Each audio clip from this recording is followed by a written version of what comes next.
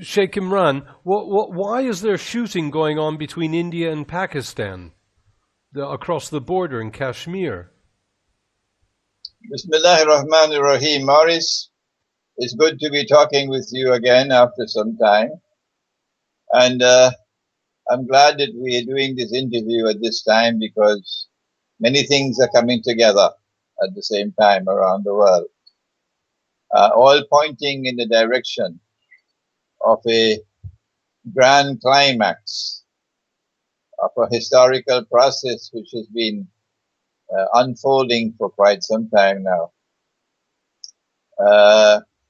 The micro analysis is important, but we can only understand micro analysis and be accurate in micro analysis if it is linked to and it conforms with an accurate macro analysis.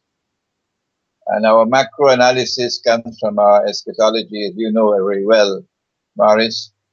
And the battle which is now going on in the world, the intellectual battle in politics, the intellectual battle in economics, the intellectual battle in monetary economics, is from our perspective going to be won by eschatology. And that is that there are those who want to rule the world in order that they be able to deliver to the state of Israel, the status of ruling state in the world. And when they deliver that to Israel, then a man will emerge in Israel as the ruler of Israel, and who will declare in Jerusalem that he is the Messiah. But he would not be the Messiah. Our Prophet, Allah's blessings be upon him, Prophet Muhammad والسلام, said that he would be the false Messiah.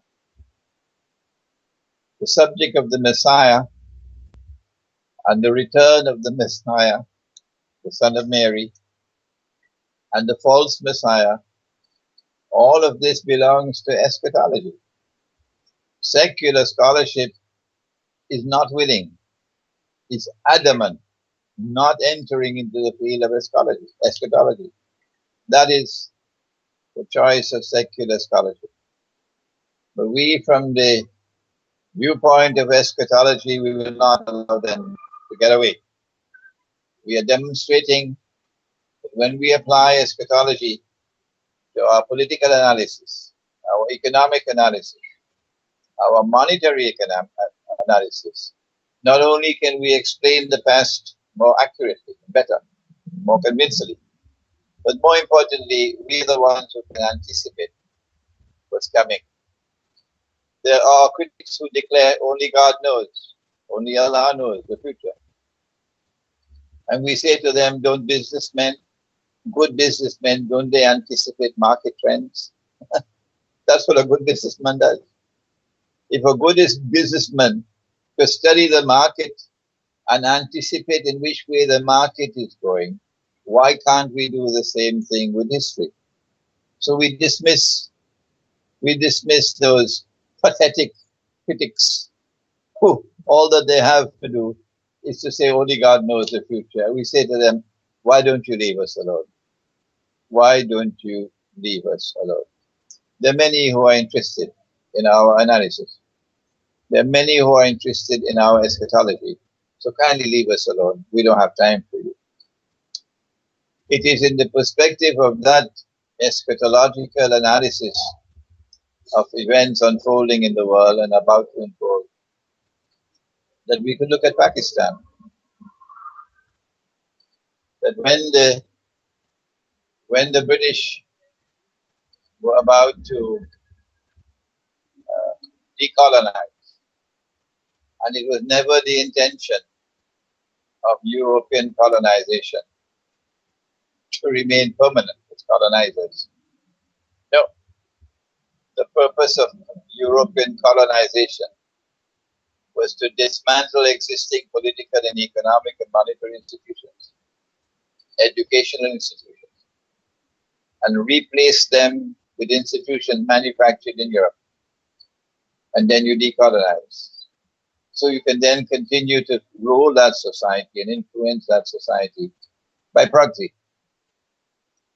So from the time the British decided to withdraw from India, the battle began. So what's going to be the post-colonial subcontinent? And Pakistan came into being as a victory for Europe. Pakistan is a victory for Europe because what should have occurred upon decolonization was that the Muslims in India would recognize that there is no such thing as Islamic imperialism, and that Muslim rule over India for so many hundreds of years was in fact Islamic imperialism. It should have been denounced by sensible Muslims. An apology should have been extended to the Hindus of India for that Islamic imperialism. And an effort should have been made to work out a relationship with Hindu India. That all that the Muslims are asking for in a post-colonial India, all that we are asking for, nothing else, is our freedom to remain Muslims, to live as Muslims, in accordance with the way of life of Islam. That's all we're asking for, nothing else. And if that had been offered to the Hindus, then India would have become an independent state, but with the Muslims having their freedom to live as Muslims. That's not what the British wanted. No. So Pakistan came into being as a clone of secular Turkey, Mustafa Kemal's Turkey. And from the day that Pakistan was born to this day, Pakistan has been ruled and controlled by proxy from Washington. And when Washington feared that elections would not deliver to them a pro-Western government, they had no qualms in rigging elections. In 1976, in response to the 1973 war between the Arabs and Israel, resulted, as you know, in a draw. It was planned that way. And then the sudden rise in the price of oil gave to the Americans an opportunity of a lifetime to replace Bretton Woods with a petrodollar system.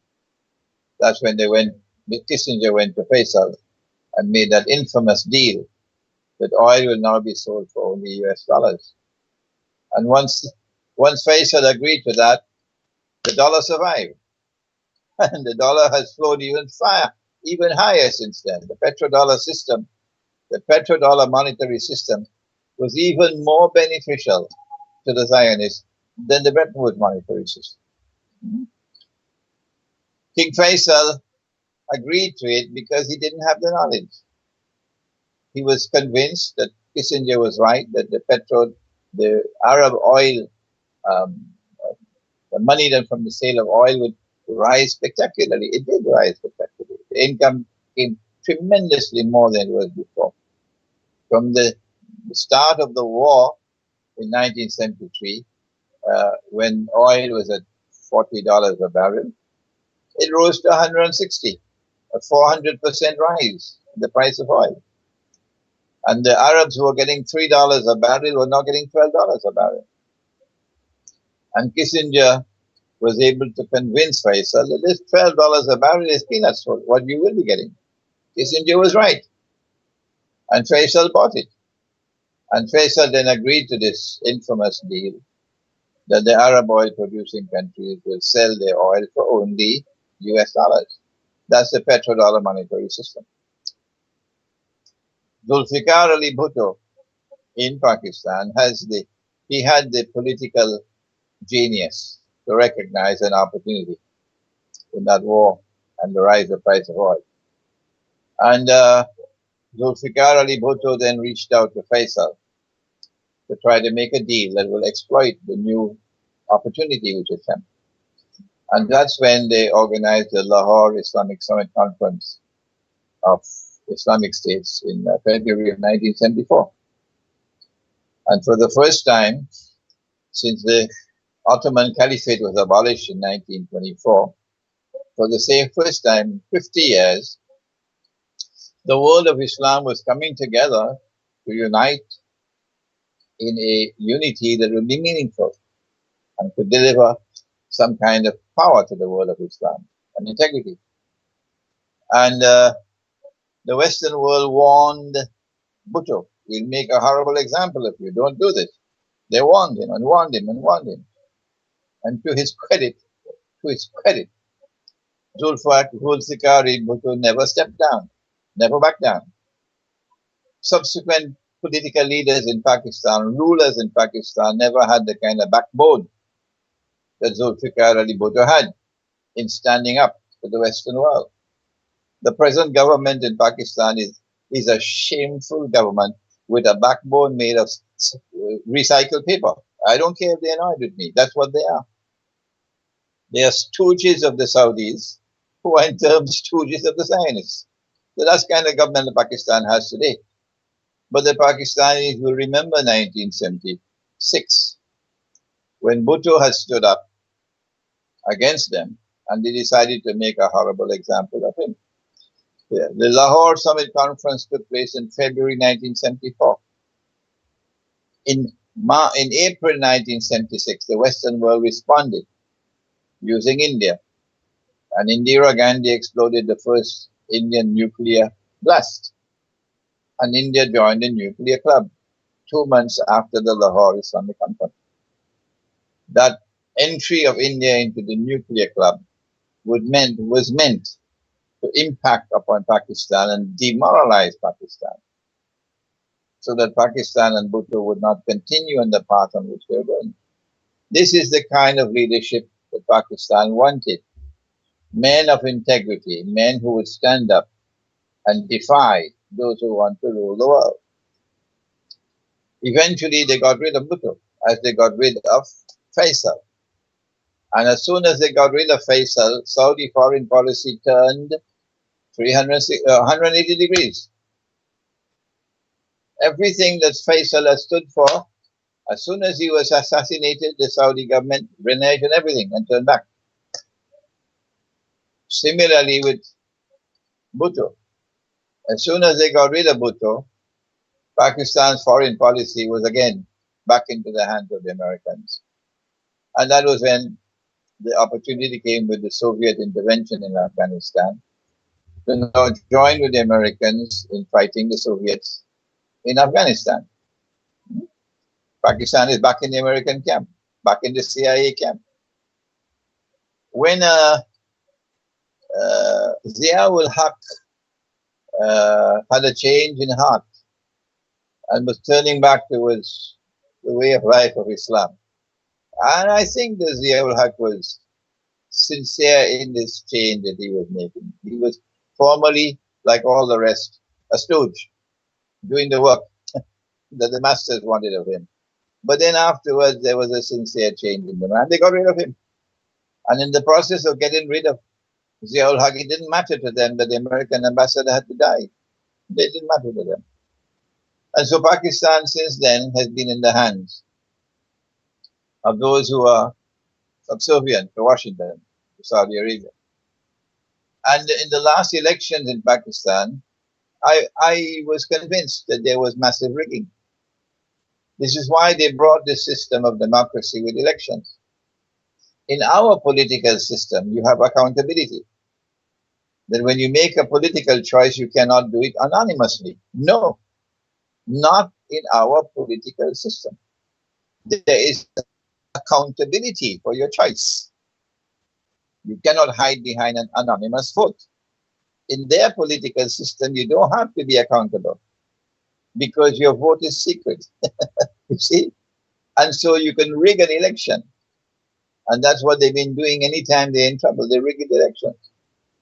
In 1976, what they did to Bhutto, and I have first-hand evidence, a professor, a Pakistani professor, who is a professor in the United States of America, spoke to me and told me that he himself personally took a briefcase packed with US dollars to Pakistan, given to him to deliver to a political party in Pakistan to influence the voting in elections in 1976. The man confessed to me. That's what the CIA were doing. And when Bhutto realized that this is what was happening, that the CIA was trying to buy the elections, he then responded and rigged the elections. And that's what happened in the last elections in Pakistan. So if the Pakistani people are now rising up, perhaps it's because enough is enough. Enough is enough. We want leaders who can be faithful to us and not bend down and kiss a Saudi foot and bend down and worship Washington. Maybe that's what the Pakistani people want. But that's not what India wants. And that's not what Saudi Arabia wants. And that's not what the Zionists want. So if the demonstrations in Pakistan are now threatening this Saudi government in Islamabad, then a good thing to do would be to try to create a diversion. And so India steps in conveniently to create a diversion that the Pakistani armed forces, Pakistani government will be grateful for. So attention is diverted now to possibility of an India-Pakistan war. And your attention is diverted away from the threat to the government. But I don't think that the leaders, Imran Khan, who's a former cricketer, and the Islamic scholar, Professor Tahir al-Qadri, I don't think that they are fools. And I think they realize that what India is doing is trying to help out the Pakistani government with what is happening on the ceasefire line. This is my answer to you, Maurice. I can only hope that the people of Pakistan one day might once again be able to get a leadership that will stand up to Saudi Arabia and stand up to the Zionists and stand up to Washington the way Russia is doing it today.